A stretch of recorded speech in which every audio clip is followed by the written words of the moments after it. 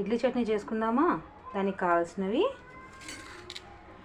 పల్లీలు పుట్నాలు ఆల్రెడీ వేయించి పెట్టుకున్నాను, కొంచెం బీరకాయ, ఒక బీరకాయ సరిపోతుంది, అండ్ ఒక 2 చిల్లీస్ అండ్ వెల్లుల్లి.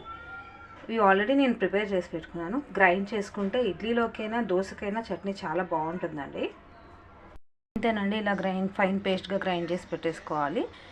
నేను ఆల్రెడీ బీరకాయ వేయించేటప్పుడు అందులో సాల్ట్ వేసేసుకుంటాను, సో దట్ ఆ వెజిటేబుల్ అనేది సాఫ్ట్ అయిపోతుంది, తొందరగా కుక్ అవుతుంది.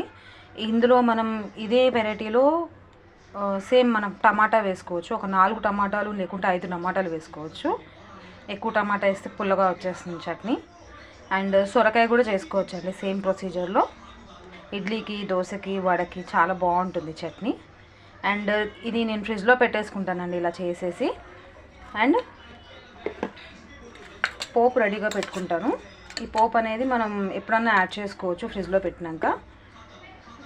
మార్నింగ్ లేసినాక ఫ్రిడ్జ్లో చల్లగా ఉంటుంది పచ్చడి అని అనుకుంటాం కదా, దానికి ఏం చేస్తానంటే కొంచెం వేడి నీళ్ళు గిన్నె వాటర్ వేడి చేసేసుకొని మిక్స్ చేసుకుంటాను మనకు కావాల్సిన కన్సిస్టెన్సీలో. పచ్చడి మాత్రం గట్టిగా చేసుకుంటాను.